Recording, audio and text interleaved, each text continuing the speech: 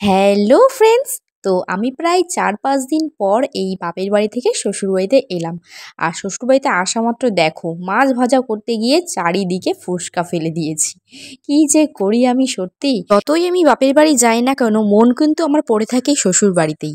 কারণ এই ঠাকুর ঘরটা মনে হয় কে পুজো দিচ্ছে, পরিষ্কার পরিচ্ছন্ন করছে কি না, কেমনভাবে ঠাকুরদেরকে খেতে দিচ্ছে, সবসময় আমার মনের মধ্যে এটাই ঘুরতে থাকে।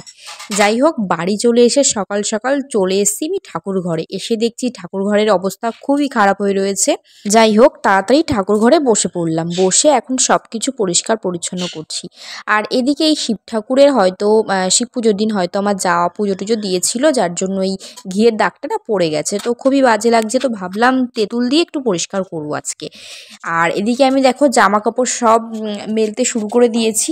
একটু রোদ রোদ উঠেছে, যার জন্য জামা কাপড় মেলা শুরু করে দিয়েছি আমি। তো জামা কাপড় মেলে টেলে আবার আমি সব বাসন কোসন মাজবো। যত পিতলের বাসনগুলো আছে ওগুলো না কালশিটে পড়ে গেছে। তার কারণ হচ্ছে আমি তো মাটি দিয়ে মাজি, তো ২-৩ দিন না মাজলে না একটু কালো হয়ে যায়। তো দেখলাম বেশ কালো পড়ে গেছে, যার জন্য আমি এখন মাজা শুরু করেছি। আর আজকে না আমার একদমই শরীরটা ভালো লাগছে না, যার জন্য ভাবলাম যে আজকে একটু তেঁতুল দিয়ে মাজি।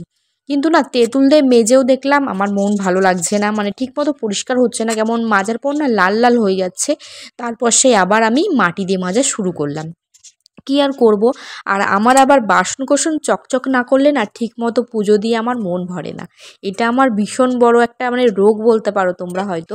তো যাই হোক, এটা রোগই আমার।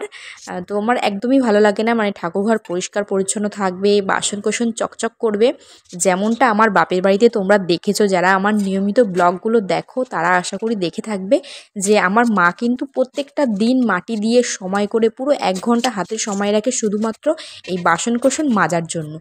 আর এইগুলো মাজে বলে এত সুন্দর মায়ের বাসনগুলো চকচক করে না। এদিকে তোমাদেরকে আমি দেখাচ্ছি, দেখো আমি কিন্তু মাটি দিয়ে মাজছি, তেঁতুল দিয়ে আর হলো না আমার দ্বারা।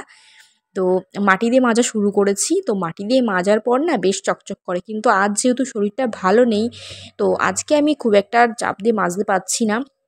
আমারও মোটামুটি ১ থেকে ১.৫ ঘন্টা সময় নিলে আমার সব বাসন-কোসন মাজা হয়ে যায়। আর আমার শ্বশুরবাড়িতে তো আমাদের বিয়ের আগে আমার শাশুড়ি মাই সব কিছু পরিষ্কার পরিচ্ছন্ন করতো। আর উনি হচ্ছে পিতাম্বরী পাউডার দিয়ে মাজতো বাসন-কোসন। আর আমার যাও তাই, ওরা সবাই পিতাম্বরী পাউডার দিয়েই বাসন-কোসন মাজে। কিন্তু আমার না পিতাম্বরী পাউডার দিয়ে মাজলে আমার হাতে দেখছি কেমন চুলে চুলে যায়, কেটে কেটে যায়, কেমন জ্বালা করে। যার জন্য আমি ভাবলাম যে না, ওটা না করার থেকে আমার মায়ের কাছে শুনলাম যে কী দিয়ে বাসন মাজা যায়। তো মা তখন বলল যে তুই মাটি দিয়ে মেজে দেখতে পারিস, হয়তো ভালো চকচক করতে পারে। তো মায়ের কথা শোনার পর থেকে আমি কিন্তু মাটি দিয়েই বাসন-কোসন মাজি, তো বেশ ভালোই চকচক হয়। তো তোমরাও কিন্তু যারা ভাবো যে বাসন-কোসন কীভাবে চকচকে করব, তো আমার মনে হয় মাটি দিয়ে তোমরা মাজতে পারো। একটু কষ্ট করে মাজলে না ২-৩ দিন চকচক থাকে, জানো তো। তো এইভাবেই আমি পরিষ্কার করি। আর তোমরা কিভাবে বাসন-কোসন মাজো সেগুলো কিন্তু অবশ্যই জানিও। আর এদিকে দেখো আজকে আমাদের হলুদ জবা ৩টে ফুটেছে। আমার যে কী আনন্দ হচ্ছে না, ভীষণ ভালো লাগছে। আর এদিকে টগর ফুলও ফুটে গেছে। তো আমার এই যে সকালবেলায় এসে যে ফুল তুলতে কী যে ভালো লাগে তোমাদের বলে বোঝাতে পারবো না। তো আমার হাসব্যান্ড তো এখন অনেক গাছ এনে দিয়েছে, অনেক ফুল গাছ এনে দিয়েছে, যার জন্য ১টা ২টো করে আমি সবকটা গাছ থেকেই কিন্তু ফুল পাচ্ছি। আর এটা কিন্তু আমার ভীষণ ভালো লাগে। আর আমার বাপের বাড়িতেও তো আমি রোজ প্রত্যেকদিন মানে ফুল তুলে পারতাম না, আর এখানে ফুল নেই।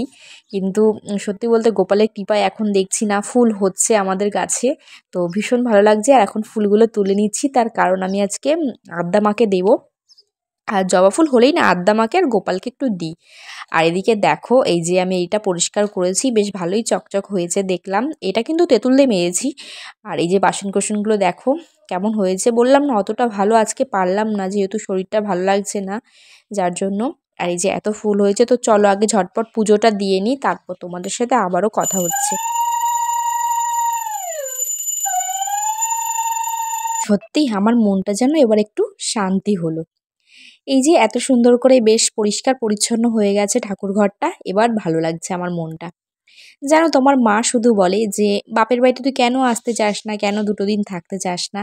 তো এবার আমি বুঝতে পারছি, মাকে এটাই বলতে চাইছি যে আমি এই কারণে একদম থাকতে পারি না, এই যে ঠাকুরঘরটার টানে। আর এদিকে আমার সোনাদেরকেও না এবার নিয়ে যায়নি, ওদের জন্য মনটা খারাপ লাগছিল, ওর জন্য থাকতেও পারিনি। একটু অসুবিধা ছিল যার জন্য নিয়ে যেতে পারিনি। তো এখানেই আজকে এন্ড করছি ব্লগটা। ভালো লাগলে লাইক করে দিও কিন্তু। আর যারা নতুন আছো আমার চ্যানেলে তারা কিন্তু প্লিজ সাবস্ক্রাইব করে দিও। দেখা হবে তোমাদের সাথে নতুন কোনো ব্লগে। ততক্ষণ তোমরা সবাই খুব ভালো থেকো, সুস্থ থেকো। বাই।